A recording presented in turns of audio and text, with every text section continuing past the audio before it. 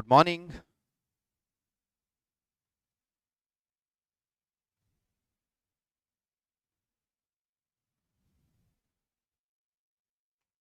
Good morning. Good morning. Good morning, everyone. Good morning.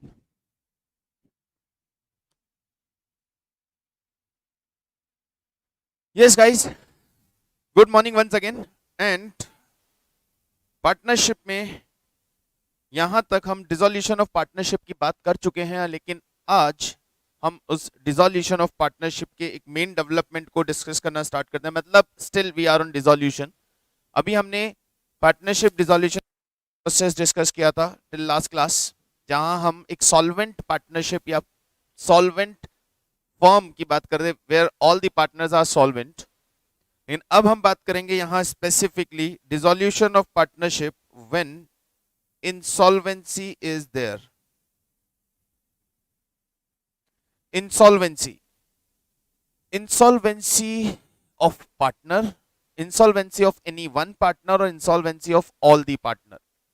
तो insolvency का मतलब when partner of the partnership firm is not able to bring amount of debit balance of his capital from its personal assets. जहां भी partner का partnership में debit balance चल रहा है, कैपिटल नेगेटिव चल रहा है और पार्टनर की पर्सनल असेट से भी वो नेगेटिव बैलेंस सेट ऑफ नहीं हो रहा है, यानी partner is not able to bring sufficient cash to meet out its dues और लाइबिलिटी. तो वहां हम उसे बोलते हैं कि यहां पे हम the partner is insolvent. Partnership में हमें पता है कि अनलिमिटेड लाइबिलिटी कॉन्सेप्ट रहता है और अनलिमिटेड लाइबिलिटी का मतलब पार्टनर्स को अपने ड्यूज, अपनी पेंडेंसी, अपने डेबिट बैलेंस और यानी पार्टनरशिप फर्म की लाइबिलिटी को रीपे करने के लिए अपनी पर्सनल असेट से भी पेमेंट करना पड़ सकता है. बट यदि पार्टनर वो नहीं कर सकता तो पार्टनर इंसॉल्वेंट है. अब इंसॉल्वेंसी के केस में हमारे पास कई इश्यूज अराइज होते हैं. इंसॉल्वेंसी के केस में हमारे पास कई इश्यूज अराइज होते हैं, जैसे कि जो पार्टनर इंसॉल्वेंट हो गया और वो अपना अमाउंट पे नहीं कर पा रहा है तो डेफिनेटली फर्म को लॉस हो रहा है. अब वो loss due to the insolvency of the partner वो सेट ऑफ कैसे होगा? सर बिल्कुल सेट ऑफ होगा, उसमें कोई डाउट ही नहीं है. सेट ऑफ तो करना पड़ेगा क्योंकि वो लॉस अदर पार्टनर्स के सर पे आने वाला है. Other partner has to bear that loss. अब अदर पार्टनर्स जब उस लॉस को बेयर करेंगे तो वहां एक कॉन्फ्लिक्ट अराइज होता है कि how they will share, how the remaining partner, remaining solvent partner will share the loss. Remaining solvent partner loss share कैसे करेंगे, किस रेशो में वो लॉस शेयर करेंगे? और जब ये इशू अराइज हुआ बिफोर द तब ये इशू अराइज हुआ तो पहले तो पार्टनर्स ने आपस में डिसाइड किया हुआ था कि सर जो भी लॉस होगा वो लॉस हम प्रॉफिट शेयरिंग रेशो में ही शेयर करने वाले हैं. लेकिन जब आर्ग्यूमेंट बढ़ा तो ये केस कोर्ट में पहुंचा और एक ये लैंडमार्क डिसीजन केस बना. लैंडमार्क डिसीजन गार्नर वर्सेस मरे.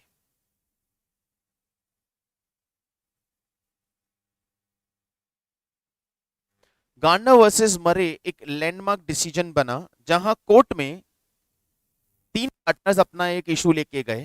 Where two partners were Garner and Murray and the third one is Wilkinson. और विल्किंसन इंसॉल्वेंट हो गया. Due to the insolvency of the Wilkinson जो लॉस अराइज हुआ, उस loss के distribution को लेके, उस लॉस को सेट ऑफ करने को, उस लॉस को बेयर करने के इशू को लेके गार्नर और मरे में इशू अराइज हुआ. वन सेज की पीए प्रॉफिट शेयरिंग रेशो में जाना चाहिए, अदर सेज की नहीं आ रही तो कैपिटल रेशो में जाना चाहिए. देन कोर्ट ने एक डिसीजन दिया and that decision become a landmark. मतलब सर उस डिसीजन में जो बोला गया है partner has to follow that. Partner को वो डिसीजन फॉलो करना रहेगा. क्या बोला गया, क्या डिसीजन में बोला गया और क्या सभी केसेस में हमें वो डिसीजन फॉलो करना है? नो. ये क्या है, ये जो केस है ये इंडिया का नहीं है और इंडिया में हम इंडियन पार्टनरशिप एक्ट की बात मानते हैं. लेकिन इंडियन पार्टनरशिप एक्ट ने भी इसी केस के रेफरेंस में ऐसा ही रूल बनाया है जो इस केस के रेफरेंस में है. तो अल्टीमेटली ये केस हमारे लिए भी लैंडमार्क डिसीजन हो गया. हमें इसी को फॉलो करना है. कब? यार हम एक्ट रूल्स को कब फॉलो करते हैं? इंडिया में एक्ट एप्लीकेबल कब होता है पार्टनरशिप पे? सर, जब पार्टनर्स के बीच में कोई डेफिनेट एग्रीमेंट नहीं होता। तो इस केस के साथ भी इशू यही है कि यदि पार्टनर्स ने इंसॉल्वेंसी के रिगार्डिंग कोई डेफिनेट रूल्स या डेफिनेट एग्रीमेंट टर्म्स डिसाइड नहीं किया हुआ है, देन ये रूल एप्लीकेबल होगा। यदि पार्टनर्स ने पहले से ही कुछ डिसीजन ले रखा है, एग्रीमेंट बना रखा है, तब बात ही खत्म हो जाती है। अब इस डिसीजन पे आते हैं कि ये डिसीजन क्या बोलता है। गार्नर वर्सेस मुरे रूल के अंदर उन्होंने पहली चीज बोली, क्या बोली? Loss arising out of revaluation, out of realization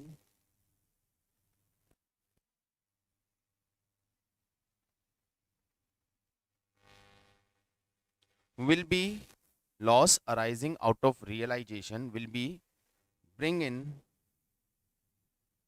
cash by solvent partner। पहला पॉइंट क्या बोला उन्होंने कि सर रियलाइजेशन से जो भी लॉस होगा वो पार्टनर्स में डिस्ट्रीब्यूट होता है, हो गया। अब उसके बाद वो जो लॉस है, उस लॉस का अमाउंट सॉल्वेंट पार्टनर्स को कैश में लाना पड़ेगा। सॉल्वेंट पार्टनर्स को वो रियलाइजेशन लॉस अमाउंट लाना पड़ेगा। Solvent partner will bring that amount in cash, पहला रूल। क्यों लाना पड़ेगा सर? पीछे लॉजिक ये कि due to insolvency of the partner, जो उसका कैपिटल का डेबिट बैलेंस है, क्वाइट पॉसिबल कि वो डेबिट बैलेंस से जो अमाउंट रिकवर होता है उसे हम यूज करते। तो रियलाइजेशन के लॉस को आप कैश में ले आइए ताकि एक इंश्योरिटी हो जाए कि क्रेडिटर्स का पेमेंट हो जाएगा। बट एक्चुअली ये ड्रॉबैक है इस रूल का कि कैश लाने की जरूरत कहां है। When solvent partners are suppose to cash, पहले कैश लाएंगे और फिर जब उनकी कैपिटल का रिफंड होगा तो कैश वापस लेके जाएंगे, तो ऐसा करने का ही काय को। लेकिन ठीक है, रूल में जो बोला है हमें उसे फॉलो करना है। Point number 2,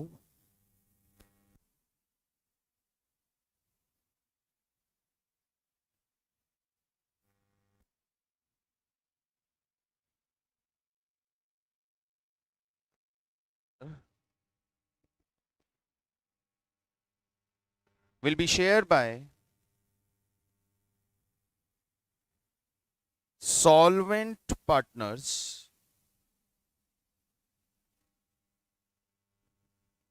having credit balance in capital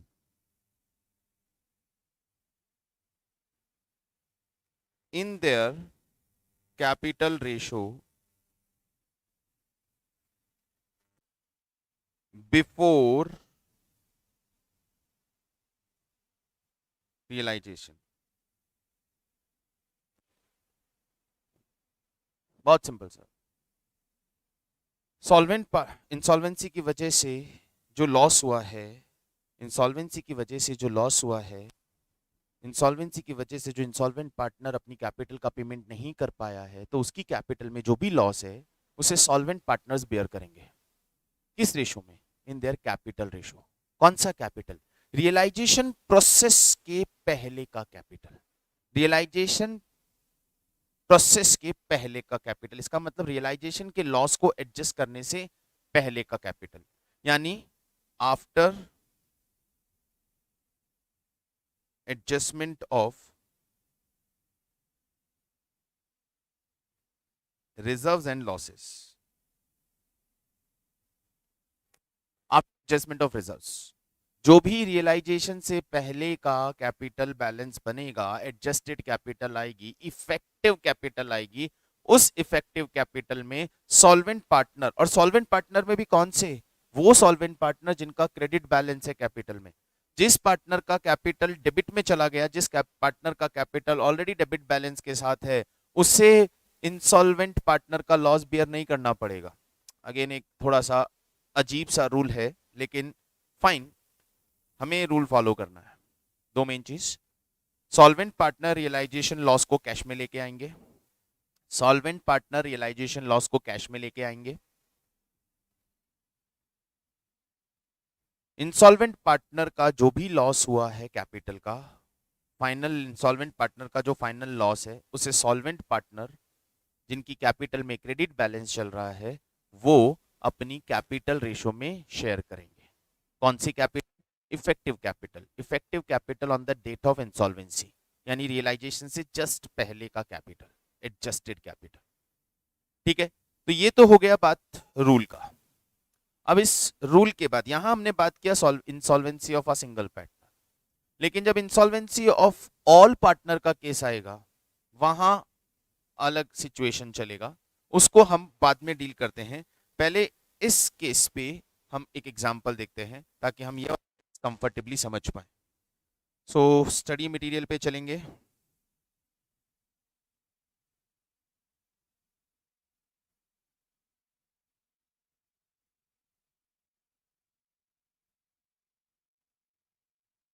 example number 28,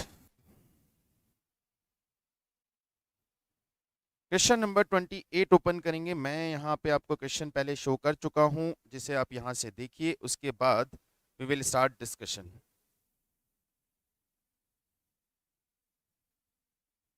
example number 28,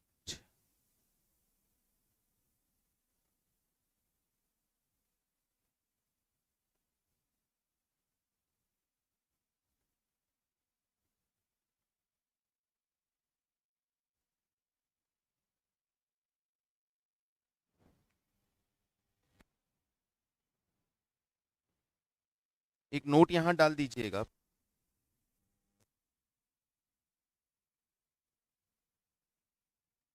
of fixed method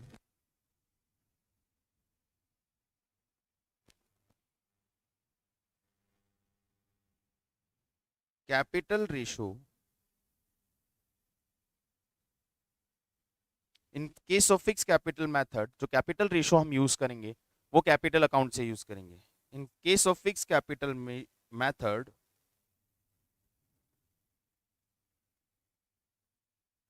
ratio of capital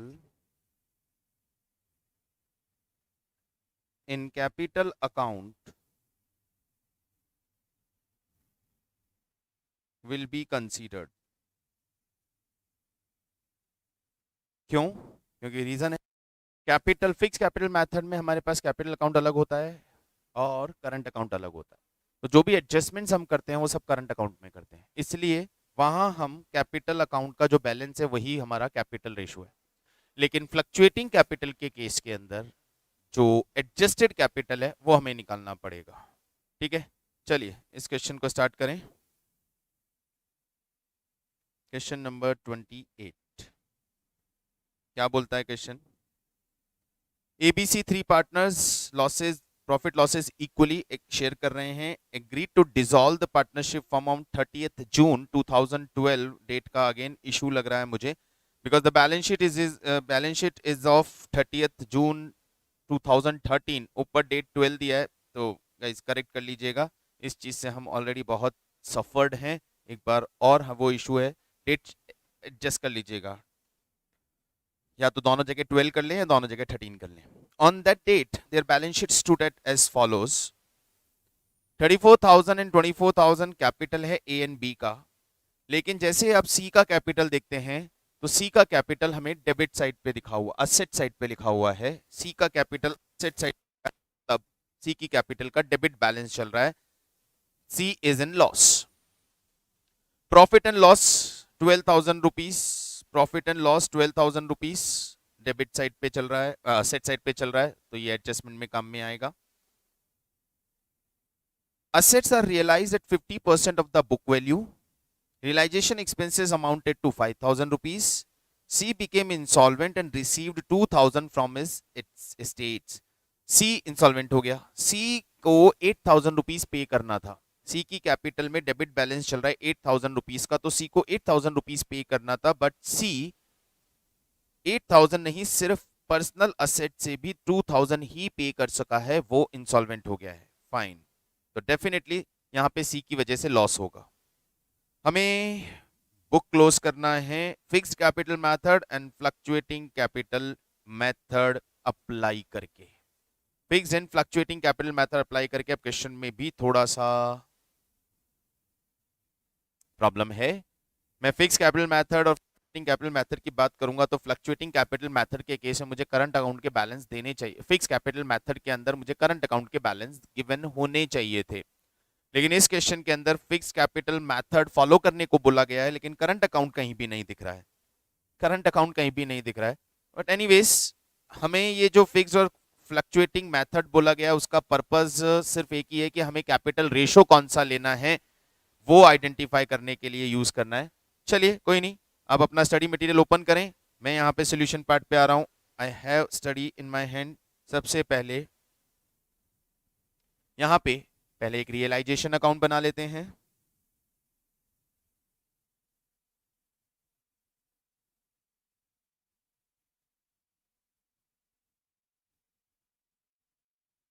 partners capital account बना देते हैं।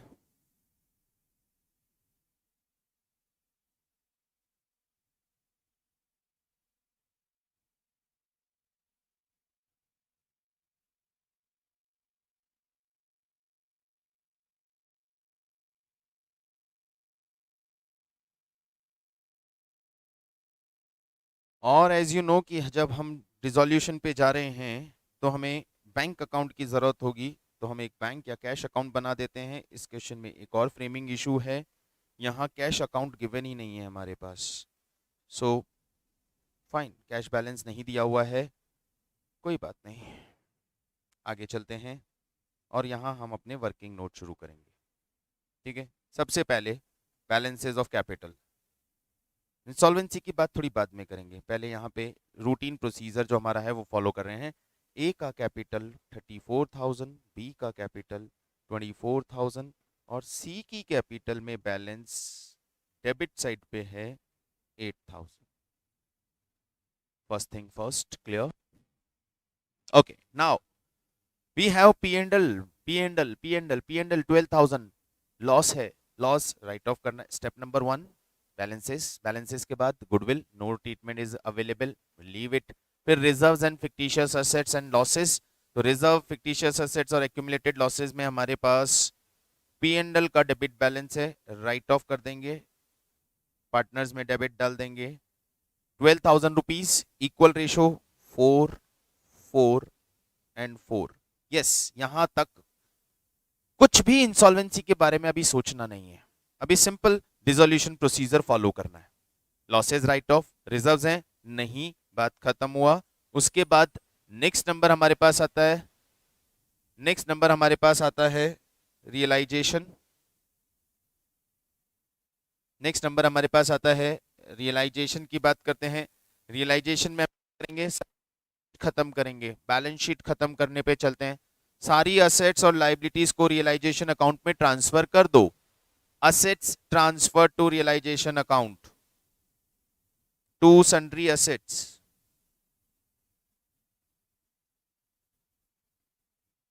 50,000 rupees, by creditors 12,000 rupees। ये हमने असेट्स और लाइबिलिटीज भी रियलाइजेशन में ट्रांसफर कर दिया। बैलेंस शीट खत्म, यस सर, बैलेंस शीट खत्म। तो ये हमारी बैलेंस शीट खत्म हो गई। नाउ व्हाट सर, अब हम असेट्स को सेल करेंगे, कैश रिकवर करेंगे और लाइबिलिटीज का पेमेंट करेंगे, that part is necessary. Assets को सेल करते हैं। Assets are realised 50% of the book value, book value का 50% मिला है। एंट्री विल बी 50,000 का 25,000 कैश आ रहा है, बाय बैंक 25,000 और डबल एंट्री बैंक के अंदर to realisation 25,000। Okay, realisation expenses amounted to 5,000 rupees. Realisation का एक्सपेंसेस हुआ, बाय रियलाइजेशन एक्सपेंसेस 5,000 रुपीज और ये रियलाइजेशन एक्सपेंसेस यहाँ पे हम डाल देते हैं टू बैंक एक्सपेंसेस 5,000 रुपीज। ये रियलाइजेशन एक्सपेंसेस हो गया। आराम से चेक करके चलिए, करेक्ट।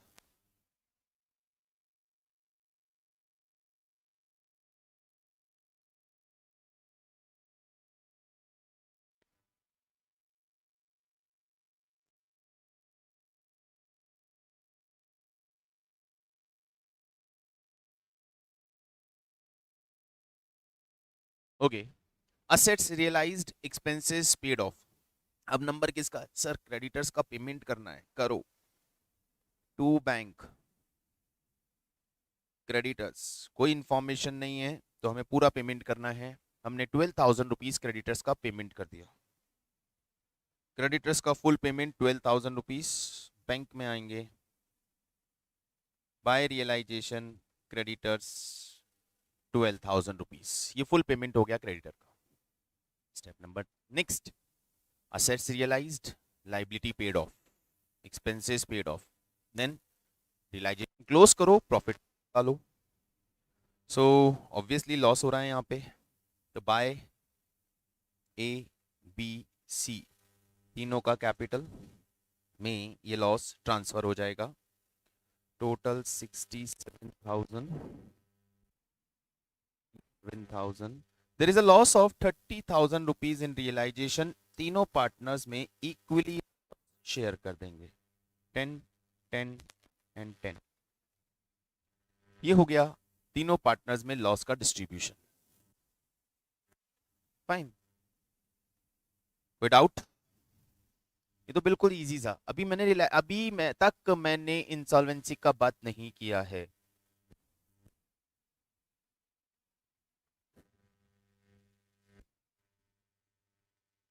लॉस सभी में आएगा, बिल्कुल। सॉल्वेंट या इंसॉल्वेंट, अभी तक हम कह रहे हैं सॉल्वेंसी का बात ही नहीं किया। आप अभी बिल्कुल वैसे ही डील करेंगे जैसे कुछ हुआ ही नहीं, बस फर्म डिसॉल्व हो रहा है। ये सब कुछ हो गया। अब हम, जब ये सारा काम कंप्लीट हो गया, अब हम सी को आवाज लगाएंगे, सी पेमेंट करो। आपका डेबिट बैलेंस आ रहा है, सी आपका डेबिट बैलेंस आ रहा है, you have to pay the amount. She says sorry, मैं इन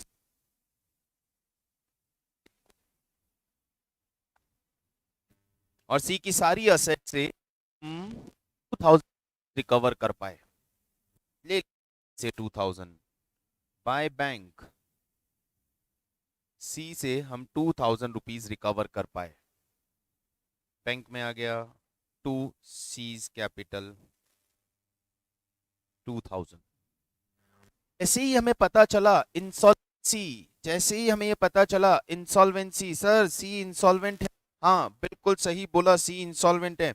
अब क्या सर, सी इंसॉल्वेंट है तो गार्डनर वर्सेस मरे को याद करना शुरू करें। और गार्डनर वर्सेस मरे को जब हमने याद किया तो हमें याद आया कि गार्डनर वर्सेस मरे रूल के अंदर हमें यह बोला गया था कि यदि कोई पार्टनर इंसॉल्वेंट हो जाए तो पहले तो सॉल्वेंट पार्टनर को रियलाइजेशन लॉस अमाउंट को कैश में लेके आना पड़ेगा। सॉल्वेंट पार्टनर्स को रियलाइजेशन लॉस वाला अमाउंट कैश लाना पड़ेगा। ये दो पार्टनर और ये इनका realisation loss, A and B two solvent partners are there, और ये इनका रियलाइजेशन लॉस 10,000। ये पहले 10,000 रुपीज कैश लेके आएंगे बाय बैंक। ए भी लाएगा 10 और बी भी लाएगा 10। सर क्यों ला रहे हैं कैश? देखा, जरूरत नहीं थी ना इस कैश को लाने की, क्योंकि हमें कैश की शॉर्टेज नहीं है। आउटसाइडर लाइबिलिटीज का पेमेंट करने के लिए कैश की शॉर्टेज ना हो जाए, इसलिए ये लॉस कैश में लाने को बोला गया था। लेकिन इस सिचुएशन में हमें नहीं दिख रहा है कि आउटसाइडर्स लाइबिलिटी का कोई पेमेंट बाकी है, फिर हमें इनसे कैश क्यों मंगवाने का है? क्योंकि वापस इन्हीं को तो पे करेंगे। ठीक है, बट रूल इज रूल। ये आ गया हमारे पास, two A capital two B capital 10 and 10। ये आ गया realisation loss amount in cash. A और बी कैश लेके आ गए। अब नाउ झगड़ा नेक्स्ट लेवल पे चलता है। क्या सर, सी का टोटल 20,000 रुपीज का लॉस है। सर सी में टोटल 20,000 रुपीज का लॉस है। देखिए सी का डेबिट बैलेंस 22। यहां से पता चलता है कि सी का 20,000 रुपीज का लॉस बनता है। C is not able to पे 20,000 एक्स्ट्रा। उसने सिर्फ 2,000 पे किया, बाय बाय कर दिया, 20,000 रुपए लॉस हो गया। अब ये जो 20,000 रुपीज का लॉस है, ये कौन बियर करेगा? ये बाय ए और बाय बी, ये बियर करेंगे। ये ए और बी में ट्रांसफर हो जाएगा टू सी। अब यहां जाके हमें रूल की बात वापस देखनी है। रूल नंबर 2 ऑफ गार्नर, पहला रियलाइजेशन लॉस कैश में लाना पड़ेगा, ले आए सर। नाउ सर अब सी का लॉस ए और बी में डिस्ट्रीब्यूट कर दें। चलो बात करते हैं, सी का लॉस ए और बी में डिस्ट्रीब्यूट करने की बात करते हैं। कैसे डिस्ट्रीब्यूट करें? सर ये distribution of loss of C will be in capital ratio, ये कैपिटल रेशो में होगा। तो कैपिटल का रेशो कहां से लाएं? कैपिटल रेशो हम यहां निकालेंगे, capital ratio.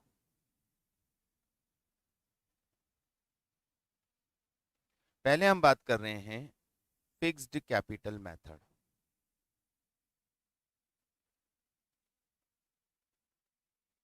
Fixed capital method के केस में यदि ये फिक्स्ड कैपिटल मेथड होता तो आप वही कैपिटल रेशो उठाएंगे जो इनकी कैपिटल का ओपनिंग बैलेंस है।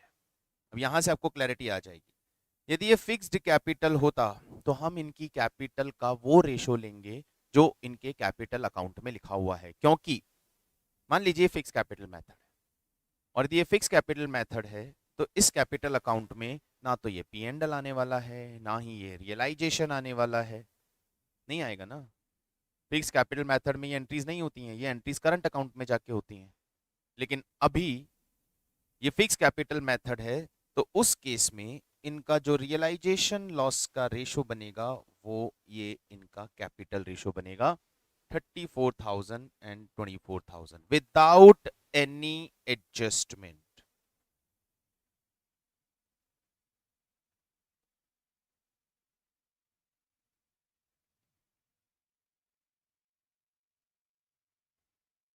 Seventeen to 12 will be the capital ratio of A and B when fixed capital method is followed। हम ये मान के चल रहे हैं कि वो फिक्स कैपिटल मेथड फॉलो कर रहे हैं, तो उस सिचुएशन में इनके बीच का जो रेशो बनेगा वो रेशो बनेगा 17:12। वापिस समझ लीजिए कौन सा रेशो?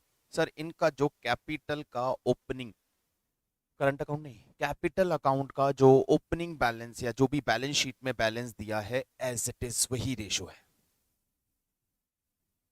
वही इनका इफेक्टिव कैपिटल है। Is it clear? In case of fixed capital method, the capital ratio will be the ratio of the balance of capital account given in balance sheet as it is ले लिया। चलो अभी बात करते हैं fluctuating method की।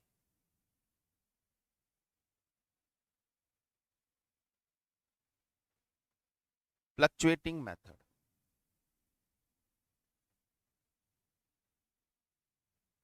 Fluctuating method में इनका कैपिटल अकाउंट का बैलेंस गिवन है 34,000 एंड 24,000। फ्लक्चुएटिंग मेथड में हमने क्या लिखा था? सब फ्लक्चुएटिंग मेथड के केस में या कैपिटल मेथड के केस में हम एडजस्टेड कैपिटल लेंगे, एग्रीड कैपिटल लेंगे बिफोर रियलाइजेशन। रियलाइजेशन प्रोसीडिंग शुरू करने से पहले का कैपिटल। अब देखो ओपनिंग बैलेंस आया और यहां पे जाके रियलाइजेशन का इंपैक्ट आया है, इस इंपैक्ट को हटाओ। इससे पहले क्या हुआ था? सर इससे पहले 4,000 रुपीज का इनको लॉस बेयर करना पड़ा था जो कि बैलेंस शीट में था। इन शॉर्ट सिंपल यू समझिए, if there any profit of previous period in form of reserves वो उनकी कैपिटल में डाल दो। If there is any loss of previous period is in balance sheet वो उनकी कैपिटल में एडजस्ट कर दो। फिर जो एडजस्टेड कैपिटल आएगी वो एडजस्टेड कैपिटल लेनी है। इन दोनों पार्टनर को 4,000 रुपीज का पी एंड एल लॉस मिला था। 4 ये माइनस करने के बाद कैपिटल था 30 एंड 20 बिफोर रियलाइजेशन। वर्ड ध्यान रखिए, बहुत क्लैरिटी, बहुत सिंपल रहेगा। हमें इनका कैपिटल बैलेंस लेना है एडजस्टेड और एग्रीड कैपिटल। कौन सा एडजस्टेड और एग्रीड? फिक्स्ड मेथड में सीधा सीधा कैपिटल का बैलेंस उठा लो और फ्लक्चुएटिंग मेथड में रियलाइजेशन से पहले के एडजस्टमेंट के करने के बाद का बैलेंस उठा लो, रियलाइजेशन से पहले का। तो ये हो गया रेशो 3:2, ये हो गया 3:2। Got it? Is it clear? बात बिल्कुल सिंपल है, इजीली चीज समझ में आ गई होगी, कोई कॉम्प्लिकेशंस नहीं है, बहुत सीधा सीधा सा एक्सप्लेनेशन है। अब यहाँ पे सी का लॉस ए और बी बेयर करेंगे और फाइनली ए और बी को हम पेमेंट कर देंगे और ये हमारा अकाउंट कंप्लीट हो जाएगा। अब सी का लॉस जो ए और बी बेयर कर रहे हैं, या तो वो रेशो होगा 17:12 और या फिर वो रेशो होगा 3:2। मैं ये दोनों यहीं पे दिखा रहा हूं आपको, होल्ड कीजिएगा। सपोज मैं 3:2 ले रहा हूं, तो 20,000 3:2, ए में 12,000 और बी में 8,000।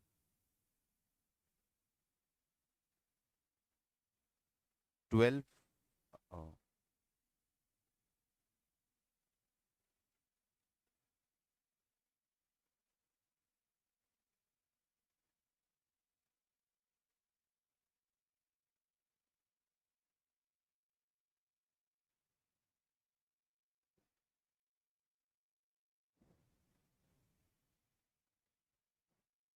ये हो गया लॉस। और अब फाइनली पेमेंट कर देंगे टू बैंक, ए और बी का पेमेंट। लेट्स सी ए और बी का कितना पेमेंट आता है। 44, 34, 44,000 minus 18,000 payment to A,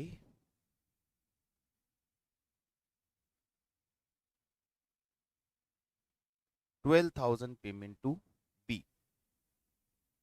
18,000 and 12,000, and now it should be equalized 47,000,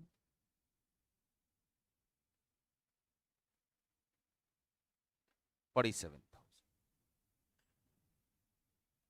ये हो गया आपका resolution in case of insolvency of any partner.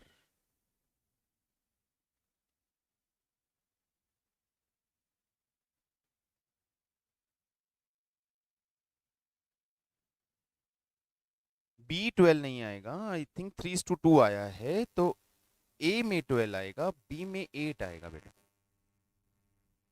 अच्छा, आप पेमेंट की बात कर रहे हैं, फाइन, ओके। तो ये बात समझ में आ गई। अभी ये फिक्स्ड मेथड होता तो क्या करते थे सर, ये फिक्स्ड मेथड होता तो क्या करते थे। अभी मैं यहीं पे अमेंड कर रहा हूं क्वेश्चन को, ये आपने कॉपी कर लिया होगा। यदि ये फिक्स्ड मेथड होता तो instead of this 12, instead of this 12 and 8, ये रेशो होता 17 and 12।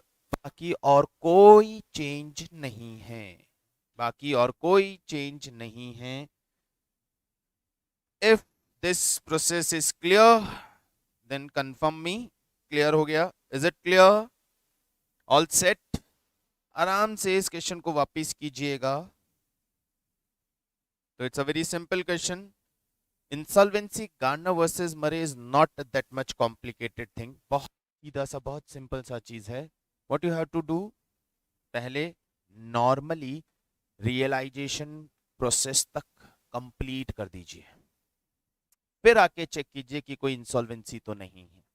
If insolvency is there तो सबसे पहले सॉल्वेंट पार्टनर के पास जाएं और उन्हें बोलें रियलाइजेशन लॉस का, रियलाइजेशन लॉस का जो अमाउंट है बाबा वो कैश लेके आने का, तुमको उनसे कैश ले लो। फिर इंसॉल्वेंट पार्टनर के पास जाओ और उसको बोलो जो भी बचता है दे दो भैया, उससे बचा हुआ अमाउंट ले लो। यहां तक ऑल सेट।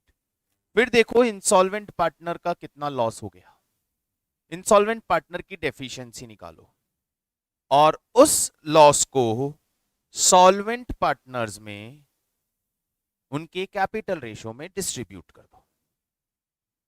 क्या कैपिटल रेशो? तो फिक्स कैपिटल में गिवन बैलेंस शीट कैपिटल और फ्लक्चुएटिंग में बिफोर रियलाइजेशन वाला कैपिटल। चलिए, आई think this is totally sorted. And now अब हम बात करते हैं insolvency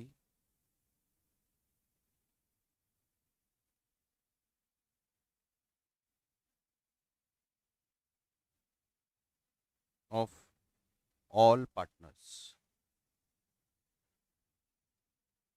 insolvency of all partners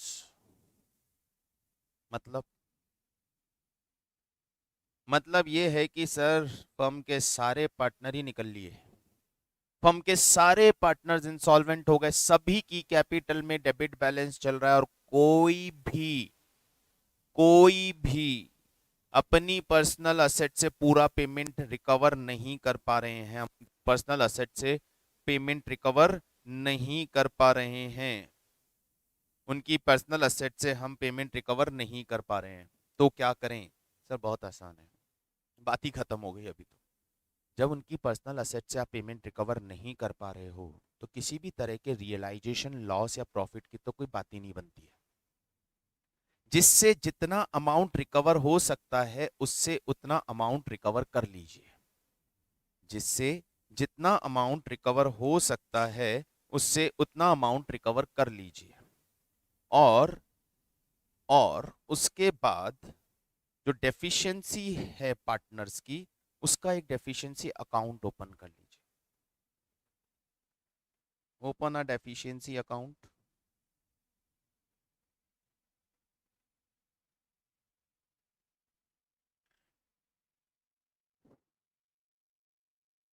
realise amount from assets and assets, recover amount from partners,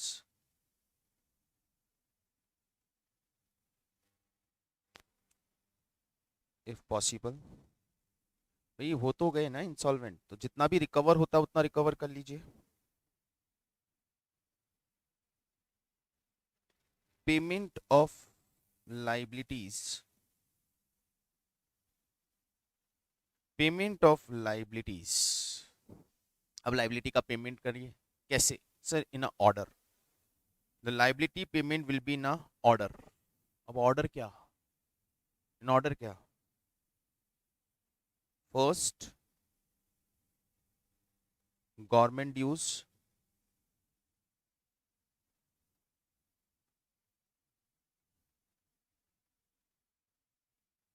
and realization expenses,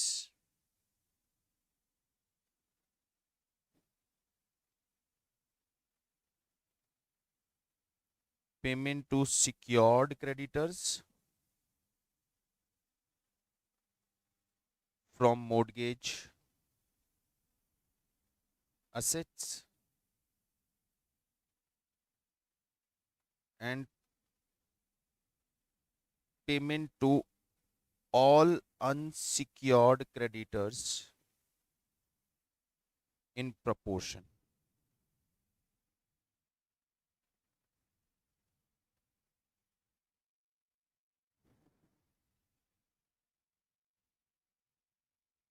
Transfer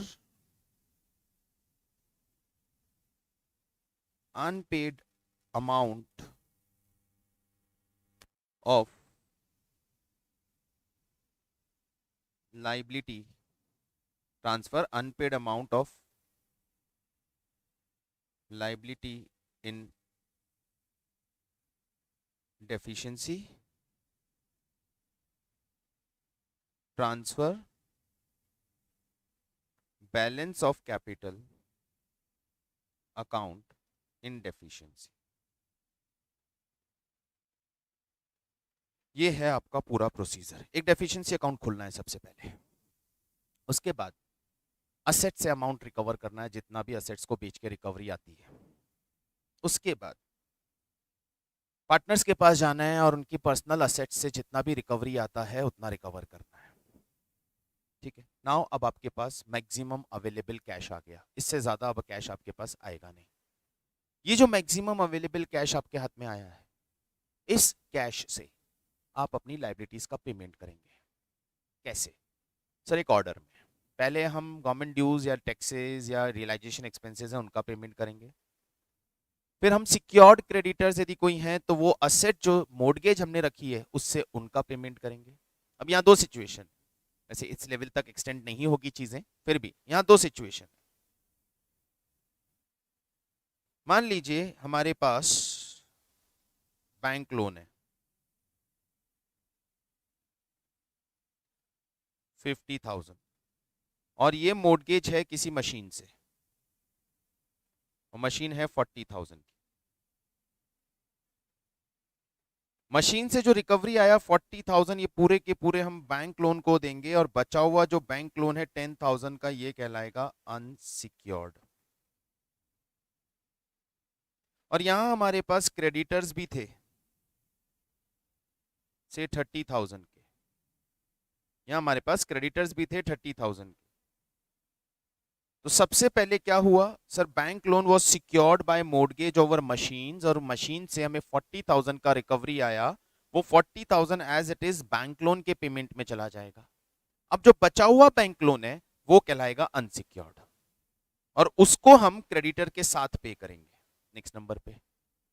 अब मेरे पास मान लो सिर्फ 20,000 रुपए बचे हैं पे करने को, तो मैं किसको दूं, बैंक लोन वाले 10,000 या क्रेडिटर को? मैं किसको दूं पहले ये 20,000? सर किसी को भी नहीं, ये किसी एक को नहीं जाएंगे, ये creditors versus bank loan ratio बनेगा 3:1, ये 3:1 में डिस्ट्रीब्यूट होंगे between creditors and bank loan. Are you getting my point?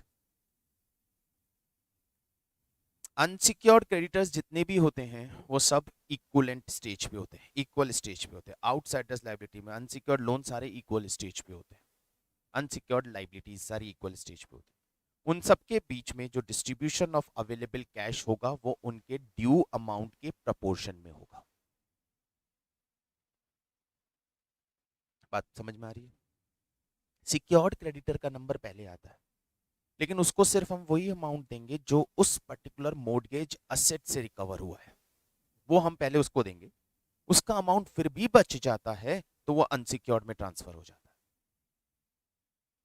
यदि सिक्योर्ड असेट से रिकवरी ज्यादा होती है तो कोई प्रॉब्लम ही नहीं है, उसका पेमेंट हो गया, बचा हुआ अमाउंट क्रेडिटर को चला जाता। अभी मान लो यहाँ पे एक और होता, कोई एक और लाइबिलिटी होती, तो फिर वो तीनों में प्रोपोर्शनेटली डिस्ट्रीब्यूट होता। तो all the unsecured liabilities are at parallel, और उन सभी को पैरेलल वे में यानी प्रोपोर्शनेट वे में हम पेमेंट करने वाले हैं।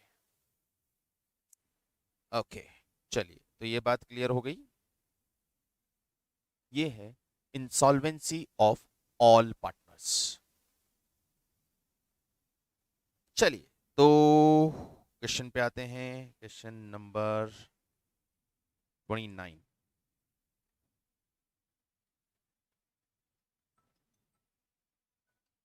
एक सेकेंड गाइस, होल्ड कीजिएगा please.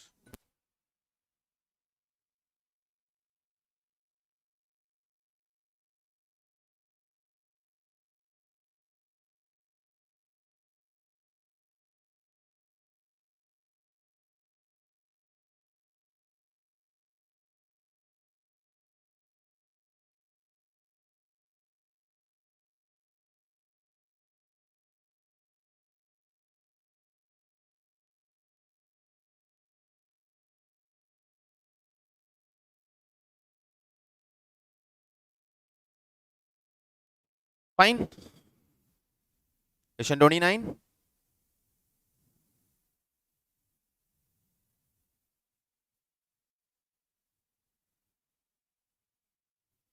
Here it is. Capital of PQR is given, bank loan, syndicators, fixed assets, cash. All the partners were declared insolvent. Profit sharing ratio 5:3:2. Assets realized 60,000. खत्म। छोटा सा question, just to explain the example और concept. सबसे पहले assets 1 lakh की हैं, realise हुआ है 60।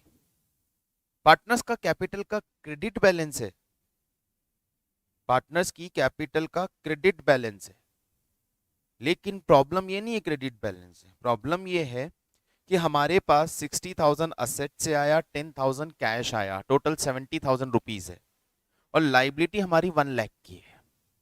Even partners having credit balance, लेकिन जब उनको बोला कि सर असेट्स में इतना भारी लॉस हो गया है, पहले वो लॉस तो एडजस्ट करो, तब पता चलेगा क्रेडिट में है या डेबिट में। ठीक है, चलो, तो पहले हम अगेन विदाउट कंसीडरिंग कि वो इंसॉल्वेंट हुए हैं, विदाउट कंसीडरिंग कि वो इंसॉल्वेंट हुए हैं, पहले अपना नॉर्मल प्रोसीजर फॉलो करना है आपको। नॉर्मल प्रोसीजर में रियलाइजेशन अकाउंट, देखिए प्रैक्टिकल क्या है क्या नहीं है, लेकिन यहाँ पे आप एक नॉर्मल प्रोसीजर फॉलो करें, ज्यादा कंफर्टेबल रहेंगे, चीजें क्लियर रहेंगी। कैपिटल अकाउंट,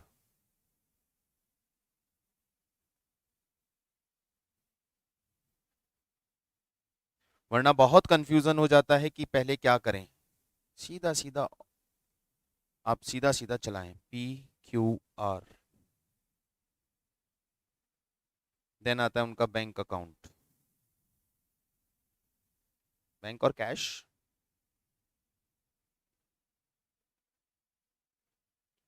पहले लेते हैं हम इनके बैलेंस, सबके डेबिट बैलेंस क्रेडिट बैलेंस है, very good, 532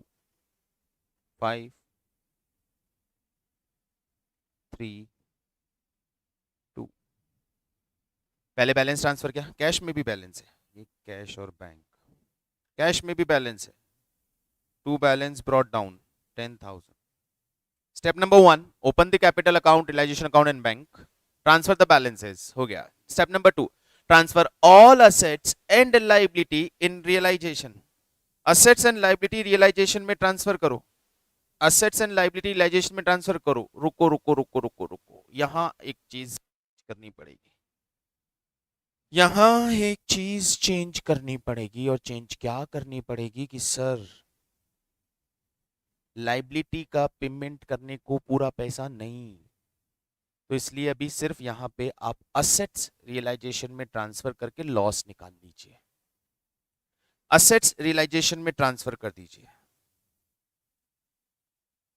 to fixed assets,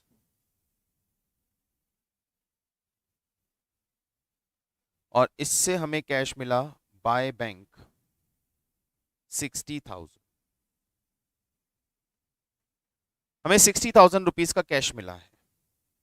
अब इस 60,000 के कैश की वजह से हमें लॉस हुआ है, वो लॉस हम PQR में डिस्ट्रीब्यूट कर देंगे, there is a loss of 40,000 rupees.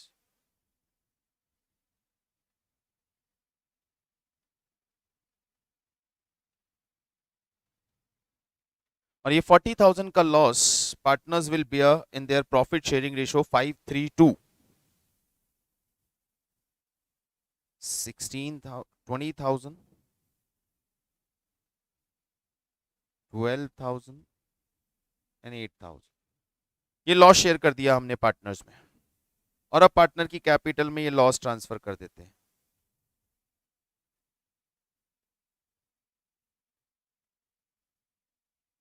Liability का पेमेंट अभी नहीं, पहले असेट्स से अमाउंट रिकवर किया, बैंक में रियलाइजेशन की एंट्री आ गई 60,000। नाउ अब देखो यहाँ पे you have 70,000 rupees in your hand, but यहाँ पे लाइबिलिटी हमारे पास है बैंक लोन और क्रेडिटर की मिला के 1 लाख रुपी, तो हमारे पास शॉर्टेज है कैश की, और जब कैश की शॉर्टेज है तो हम पार्टनर्स के पास गए कि सर आप लोगों को कैश लानी पड़ेगी, क्योंकि हम क्रेडिटर और बैंक लोन का पेमेंट नहीं कर पा रहे। पार्टनर्स सरेंडर्स कि नहीं है हमारे पास cash, all partners are insolvent, नहीं है उनके पास कैश पे करने को, तो सब बात खत्म हो गया, जो भी कैश है वही हम पे करेंगे क्रेडिटर्स एंड बैंक लोन को, जितना कैश हमारे पास अवेलेबल है सिर्फ वही हम क्रेडिटर्स और बैंक लोन को पे करेंगे।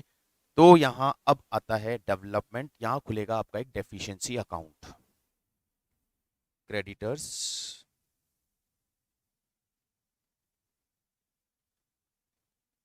Bank loan,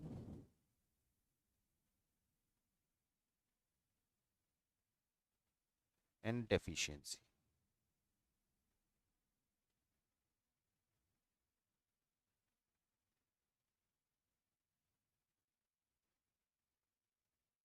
payment due to creditor by balance brought down, payment due to creditors 60,000, by balance brought down, bank loan 40,000। Creditors का पेमेंट 60,000 रुपीज का, बैंक लोन का पेमेंट है 40,000 रुपीज का, टोटल दोनों को मिला के पेमेंट देनी है 1 लाख। बैंक में बैलेंस दिख रहा है सिर्फ 70,000। There is a shortage of 30,000 rupees, और इस शॉर्टेज के लिए हमने पार्टनर्स को अप्रोच किया। Partners are not able to pay the dues, तो पार्टनर्स हो गए इंसॉल्वेंट। तो पार्टनर का जो भी बैलेंस है उठा के डेफिशिएंसी में ट्रांसफर कर देंगे बाय डेफिशिएंसी। नहीं है सर, डेफिशिएट है। 20, 12, 8,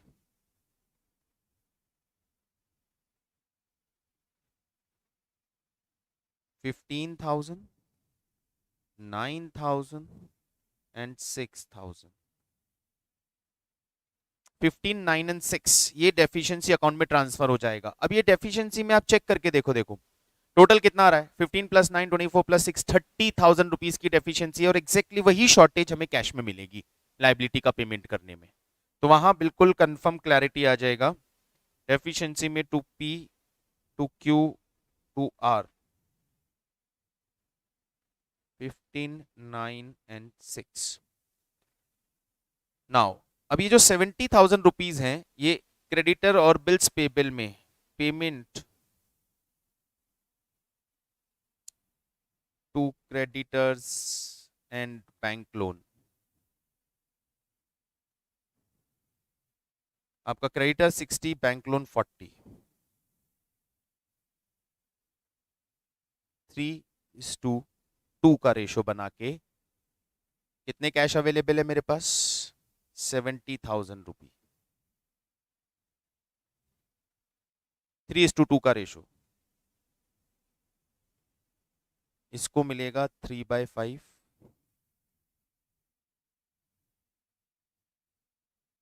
42,000, और 18,000 की इसकी हो गई डेफिशिएंसी।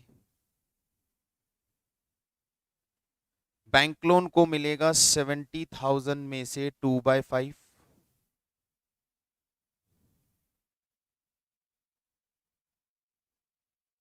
28,000, और इसकी डेफिशिएंसी हो गई 12,000। Is it clear? क्रेडिटर और bank loan both are the unsecured creditors and at same stage, तो उनका जो भी पेमेंट है वो ड्यू पेमेंट एक प्रोपोर्शनेट अमाउंट में डिस्ट्रीब्यूट होगा। हमारे पास अवेलेबल कैश कितनी है? 70, तो वो 70,000 हम डिस्ट्रीब्यूट कर देंगे 3:2 उनके आउटस्टैंडिंग बैलेंस के रेशो में। क्रेडिटर को 60 देने का है, बैंक लोन को 40 देने का है, दोनों का रेशो आ रहा है 3:2। तो जो अवेलेबल 70,000 है वो 3:2 में डिस्ट्रीब्यूट हो जाएगा। 3:2 में 42,000, 28,000 शेयर कर दिया, पेमेंट कर देते हैं बाय क्रेडिटर्स 48,000, 42,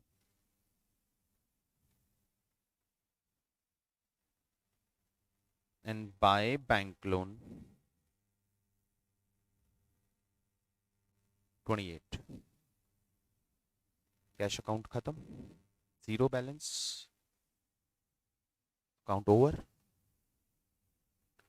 इसको पेमेंट मिली टू बैंक 42, और इसका जो लॉस बचा, शॉर्टेज बची, वो चली गई डेफिशिएंसी में 18।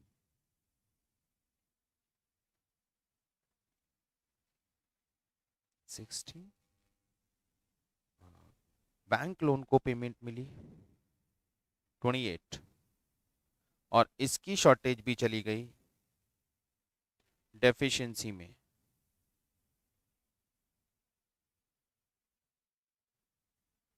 40। डेफिशिएंसी में आके देखते हैं तो क्रेडिटर्स को डेफिशिएंसी है 18 की, और बैंक लोन की डेफिशिएंसी है 12 की। पार्टनर्स की डेफिशिएंसी हम ऑलरेडी यहां लेकर आ गए हैं, तो पार्टनर्स की डेफिशिएंसी और इन लाइबिलिटी की डेफिशिएंसी मैच हो गई, मतलब हमारी कैलकुलेशन करेक्ट है।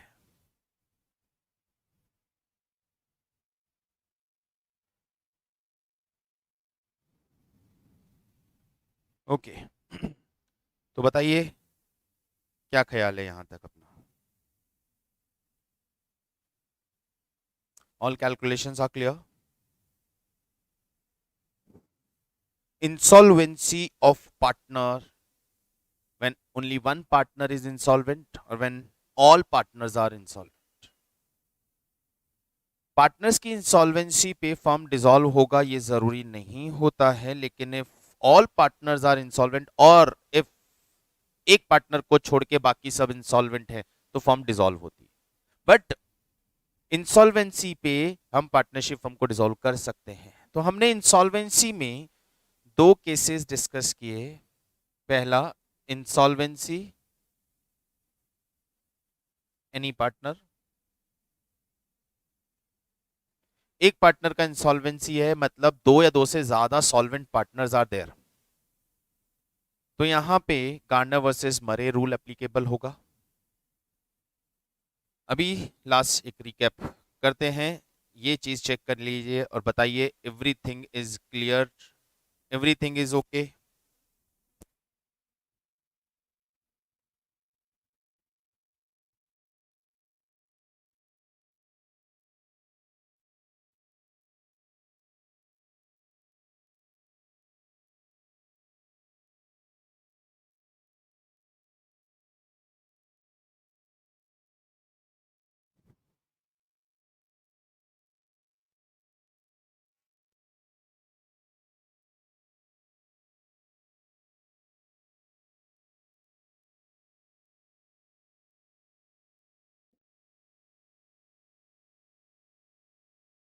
जब एक पार्टनर का इंसॉल्वेंसी है या दो पार्टनर का इंसॉल्वेंसी भी हो सकता है, but at least two solvent partner must be there, या एक सॉल्वेंट पार्टनर भी हो, मतलब सारे पार्टनर इंसॉल्वेंट नहीं हुए हैं, तो हम गार्नर वर्सेस मरे में बात कर रहे हैं। और यहाँ प्रॉब्लम तब आती है जब दो सॉल्वेंट पार्टनर होते हैं और उनके बीच में झगड़ा होता है। तो ये चीज, ये पॉइंट बिल्कुल क्लियर है। यहाँ ये ध्यान रखिएगा, यहाँ एक चीज ध्यान रखिएगा, क्या यहाँ ये इंपॉर्टेंट पॉइंट है जिसे आप ध्यान रखिएगा।